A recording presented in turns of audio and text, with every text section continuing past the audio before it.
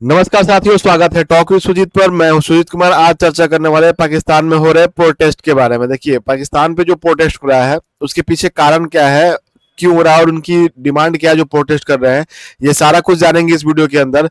देखिए, मैंने news headline दिखा रहे, रूटर्स ने छापा था, clash in an anti Israel rally in Pakistan, kill 5, यानी 5 लोगों की मौत की खबरें भी आ रही है वहां से। और मे बी मीडिया रिपोर्ट के हिसाब से ये 5 हो, लेकिन रियल में ज्यादा ही है। तो आइए देखते हैं, चर्चा करते हैं क्या पूरा मामला रहा है। आगे बढ़ते हैं। देखिए यहाँ पे कि पाकिस्तान में हालिया प्रदर्शन और टीएलपी की मांगे, मतलब जो प्रदर्शन कर रहे हैं वो मुख्य रूप से भूमिका निभा रही है टीएलपी। टीएलपी एक संस्था है वहां पे, तो उसकी जो मुख्य भूमिका है इस प्रोटेस्ट में है। और अमेरिका के दबाव में इजराइल को रिकॉग्निशन देने की मामला भी सामने आया है कि पाकिस्तान इजराइल को रिकॉग्निशन देने वाला है, ऐसा कुछ सूत्रों के हिसाब से खबर आई थी, मीडिया रिपोर्ट में भी छपी थी। तो उसके बिहार पे पाकिस्तान में क्या हुआ, प्रोटेस्ट होने लगा। आइए पूरा देखते हैं घटनाक्रम क्या है। देखिए, पाकिस्तान कभी भी इजराइल को ऑफिशियली, मतलब एज अ देश के रूप में रिकॉग्नाइज नहीं किया था। मतलब वहां पे कभी भी कोई डिप्लोमेसी संबंध नहीं रहा इजराइल के साथ। ठीक है, मतलब पाकिस्तान का हमेशा से ये रुख रहा है, ये पॉलिसी रहा है कि फिलिस्तीन का मसला जब तक हल नहीं होगा तब तक इजराइल को हम मान्यता नहीं देंगे। खबर भी आई कि अमेरिका और मध्य पूर्वी की ताकतों ने पाकिस्तान पर दबाव बनाने की कोशिश की कि वो इजराइल को स्वीकार करे। क्योंकि देखिए, अमेरिका का नीति है कि 2 स्टेट सोल्यूशन को लेकर चल रहा है कि वहां पे शांति समझौता हो जाए, 2 स्टेट सोल्यूशन मान लिया जाए अब। लेकिन यही चीज मतलब कि पाकिस्तान शुरू से ही मना करते आया कि मैं इजराइल को रिकॉग्निशन नहीं करूंगा। बट अभी कुछ सूत्रों के हिसाब से खबर आई थी जो पाकिस्तान में भी फैली कि अमेरिका और पूर्वी देशों के दबाव में पाकिस्तान अब इजराइल को रिकॉग्निशन करने जा रहा है कि एज अ कंट्री वो रिकॉग्नाइज करने वाला है। अब इसी चीज को लेके पाकिस्तान में क्या हुआ, विरोध प्रदर्शन भड़क गया। देखिए, 9 अक्टूबर 2025 को टीएलपी ने एक मुहिम चलाया, लब्बैक या अक्सा मिलियन मार्च निकाला, शुरुआत किया वहां पे, जिसका मार्च लाहौर से लेके इस्लामाबाद की ओर था।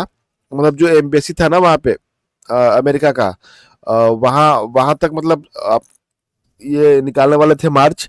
उसके बाद सरकार ने इंटरनेट बंद किया, सेक्शन 144 लागू किया और कई कार्यकर्ताओं को हिरासत में लिया। कारण क्या था कि ये मार्च के दौरान इतने हिंसा भड़क गए वहां पे, इतने मतलब जोरदार हिंसा हुए कि सरकार को ये सब कदम उठाने पड़े, पाकिस्तान सरकार को। देखिए, प्रदर्शन के दौरान क्या हुआ आपको दिखाते हैं। पुलिस और प्रदर्शनकारियों के बीच झड़पें हुई, कम से कम 5 लोग मारे गए, जिनमें एक पुलिस अधिकारी भी शामिल है। देखिए, ये मीडिया रिपोर्ट के हिसाब से है। अगर एक्चुअल देखें, जिस तरह से तस्वीरें सोशल मीडिया पे आ रही हैं, अगर आप भी उसको देखेंगे तो एक्चुअल में आंकड़ा बहुत ही ज्यादा है इससे, ये बहुत कम दिखाया गया है मीडिया रिपोर्ट में। कई वाहन आग की चपेट में आए और टीएलपी प्रमुख साद रिजवी घायल हुए। देखिए, टीएलपी के जो प्रमुख थे उसके जो साद रिजवी नाम है उनका, वो भी इस हिंसा के दौरान घायल हो गए थे। आगे देखिए, टीएलपी की मांग क्या है। देखिए, टीएलपी का नारा है लब्बैक अक्सा, इजराइल विरोधी और फिलिस्तीनी समर्थन, ये मतलब नारा है उनका। उनका कहना है कि इजरायली उत्पादों का बाइकआउट करे पाकिस्तान। सरकार ने स्पष्ट घोषणा की कि इजराइल को मान्यता नहीं दी जाएगी। कि मतलब उसका मांग है कि सरकार ये घोषणा करे, मतलब स्पष्ट घोषणा दे कि इजराइल को रिकॉग्निशन नहीं मिलेगी। फिलिस्तीन को मानवीय सहायता भेजने की भी अपील है। देखिए, यहाँ से मानवीय सहायता भेज रहे हैं, खुद के देश में खाने के लिए नहीं है। पता नहीं क्या पाकिस्तान का है, समझ नहीं आ रहा है कि खुद से आईएमएफ से लोन लिया, वर्ल्ड बैंक से लोन लिया, ये सब लोन लेके देश चला रहे हैं। अभी सहायता भेजने की वहां पे अपील भी हो रही है। देखिए, सहायता भेजना अच्छी बात है, पर अपने देश की कंडीशन को रखते हुए देखना चाहिए कि हमारे लिए क्या इस टाइम पे बेनिफिट है। आगे देखिए, सरकार की प्रतिक्रिया क्या है। सरकार ने इजराइल को मान्यता देने की खबर को खारिज किया। मतलब ये जब हिंसा हुआ उसके बाद पाकिस्तान सरकार का स्टेटमेंट आया कि हम उसको रिकॉग्निशन नहीं दे रहे हैं, इस खबर को झूठा, मतलब झूठा बताया। पाकिस्तान का विदेश मंत्रालय ने कहा कि पाकिस्तान की नीति क्वेड आजम के दृष्टिकोण पर आधारित है। कि मतलब जो पाकिस्तानी प्रधानमंत्री ने, उन्होंने कहा कि फिलिस्तीन को समर्थन की पुष्टि की, मतलब कि उन्होंने कहा कि हम फिलिस्तीन को सपोर्ट कर रहे हैं, न कि इजराइल को रिकॉग्नाइज कर रहे हैं। प्रदर्शन रोकने के लिए पुलिस और सुरक्षा बलों ने कार्रवाई की, मतलब कि जो भी सरकार से हो पाए हिंसा को रोकने के लिए वो सरकार ने किया। उस पर लाठीचार्ज भी हुआ, गोली भी चलाई गई, आंसू गैस के गोले दागे गए। ऐसे बहुत सारी घटनाएं सामने आई जो कि हुए प्रदर्शन रोकने के दौरान। आगे देखिए, अमेरिका के दबाव की धारणा, मतलब जो न्यूज आई थी जिसकी वजह से प्रदर्शन हुआ था, क्या दबाव था ये देखिए। विश्लेषकों के अनुसार अमेरिका और सऊदी अरब के दबाव दबाव की अफवाहें फैली। देखिए, कहा जा रहा था कि अमेरिका और सऊदी अरब का दबाव पड़ रहा था कि आप इजराइल को रिकॉग्नाइज कर लो। पाकिस्तान की नई नीतियां अमेरिका और खाड़ी देशों की नजदीक दिख रही थी, मतलब जो भी अरब देश है या अमेरिका है, इसके साथ जो भी न्यू पॉलिसी पाकिस्तान की है, तो थोड़ा रुझान या झुकाव दिख रहा है, पाकिस्तान इसकी तरफ झुका हुआ है, उनकी बातें मान रहा है आजकल। सरकार ने सभी मीडिया रिपोर्ट को अफवाह बताया, मतलब पाकिस्तान सरकार ने इस चीज को अफवाह बताया। पर आप हम सभी अभी हाल ही के न्यूज देख सकते हैं कि पाकिस्तान कैसे अमेरिका के साथ झुका हुआ है। मैं आगे एक पीस समिट की भी बात करूंगा, उसमें भी दिखाऊंगा कि पाकिस्तान ने अमेरिका की कैसे तारीफ की और अमेरिका के साथ कैसे, मतलब जैसे बोलते हैं ना कि तलवे चाटना, वो काम किया पाकिस्तान ने। आइए आगे अभी दिखाएंगे आपको आगे मुख्य चुनौतियां और क्या आ सकती है पाकिस्तान सरकार के ऊपर। देखिए, ये फोटो जो है ना, यहाँ पे सरकारी वाहनों में आग लगा दी गई है, जो भी वाहन सरकारी या प्राइवेट जो भी हो, सब में आग लगा दी गई थी। और इस गाड़ी के ऊपर ना बहुत सारी लाशें पड़ी थी जो आधी जली हुई थी। मैं थोड़ा सा इसको ब्लर किया यूट्यूब के पॉलिसी के कारण, लेकिन ये इस पे ना जितने भी गाड़ियां यहाँ लगी इसके ऊपर लाशें भी बिछी हुई है, आधी जली हुई लाशें हैं। ऐसी फोटो आ रही है पाकिस्तान से। देखिए, प्रदर्शन ने हिंसक रूप ले लिया जिसमें आम जनता प्रभावित हुई। सरकार पर कमजोर नीति का आरोप लगे, मतलब कि लोग आरोप लगा रहे हैं कि इनकी नीति क्या है, कमजोर है, कि थोड़े से विदेशी ताकतों के दबाव में दब जा रहे हैं। टीएलपी की हिंसक कार्रवाई से विवाद बढ़ा, मतलब कि जो भी देखिए टीएलपी का हिंसक मतलब प्रदर्शन भी हिंसक नहीं था शुरू में उनका सिर्फ मार्च था कि यहाँ से यहाँ तक जाना है, लेकिन बीच में ही पुलिस उसको रोकने की कोशिश की, उसके बाद ये हिंसा भड़क गई थी बहुत खतरनाक तरीके से, जिसके बाद वहाँ धारा 144 इंटरनेट वगैरह सब बंद करना पड़ा वहाँ पे। सरकार के सामने शक्ति और संवाद के बीच संतुलन की चुनौती है कि मतलब वो शक्ति दिखाए या संवाद करे, ये भी सरकार मतलब इस पे उसके लिए चुनौती है, क्योंकि वो कभी तक वहाँ पे प्रदर्शन शांत नहीं हुआ है। देखिए, अभी ये सब चल ही रहा था कि पाकिस्तान पीस समिट में गया भाग लेने के लिए। देखिए, पीस समिट का क्यों रखा गया था, मुख्य उद्देश्य बताते हैं। इसको गाजा पीस समिट 2025 कहा गया, जिसकी शांति की कोशिश की गई। मुख्य उद्देश्य था इजरायल और गाजा युद्ध को खत्म करने के लिए, कि मतलब वो जो वहां पे फर्स्ट फेज का सीज फायर हुआ था उसको मतलब आगे तक मतलब दीर्घकालीन तक कायम रखने के लिए। देखिए, अगर फर्स्ट फेज का सीज फायर का क्या मामला था, अगर आपको नहीं पता तो मैं उस पर भी एक वीडियो बना रखा हूँ, उसका लिंक मैं ऊपर आई बटन में दे दूंगा, वहां से आप देख सकते हैं। बाकी आगे देखिए कि इसमें क्या था मेन मुद्दा, मानवीय संकट को रोकना, गाजा में हजारों नागरिक मारे गए और लाखों विस्थापित हुए, इस पे चर्चा करना कि मतलब इसको कैसे हम कंट्रोल कर सकते हैं। अमेरिका, मिस्र और संयुक्त राष्ट्र की संयुक्त पहल से यह सम्मेलन आयोजित हुआ था।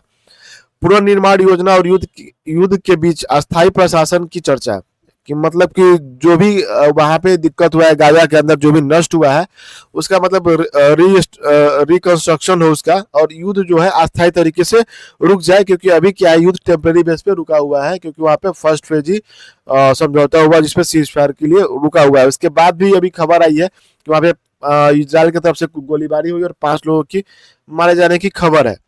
आगे देखिए कौन कौन इस देश मतलब इस समिट में शामिल हुआ और चर्चा का एजेंडा क्या था। देखिए, साराम अल शेख जो इजिप्ट में जगह है जहां पे ये सम्मेलन हुआ था, मुख्य प्रतिभागी देश थे यूएस, अमेरिका था, डोनाल्ड ट्रंप के प्रतिनिधि के रूप में मिस्र था जो कि इसकी मेजबानी कर रहा था, सऊदी अरब, Pakistan, France, Germany, Britain, Jordan, Qatar और संयुक्त राष्ट्र, ये सारे देश यहाँ पे उपस्थित थे। इनका एजेंडा वही था जो मैंने पहले बताया कि नागरिकों के लिए मानवीय सहायता मार्ग खोलना, दीर्घकालीन शांति समझौते की रूपरेखा, युद्ध अपराधों की जांच एवं पुनर्निर्माण फंड की घोषणा। देखिए, पुनर्निर्माण फंड मतलब इजराइल के लिए ही नहीं, यहाँ तक कि गाजा के लिए, कि गाजा में जो भी मतलब नष्ट हुए उसको भी रिकंस्ट्रक्ट कराया जाए।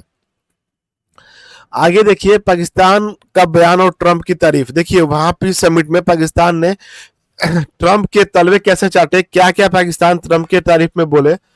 देखिए, प्रधानमंत्री शहबाज शरीफ का बयान आया कि ट्रंप को मैन ऑफ पीस कहा और कहा कि उन्होंने भारत पाकिस्तान के बीच युद्ध रोका। अब पता नहीं अमेरिका कौन सा प्रेशर दबा के रखा है पाकिस्तान के ऊपर, कि हमेशा से शुरू से ही पाकिस्तान बोलते आया है कि जो शांति हुआ मतलब जो भी युद्ध विराम हुआ वो पाकिस्तान मतलब अमेरिका के सपोर्ट से हुआ, जबकि सब जानते हैं कि पाकिस्तान ने खुद ही कॉल किया था सीज फायर के लिए इंडिया को।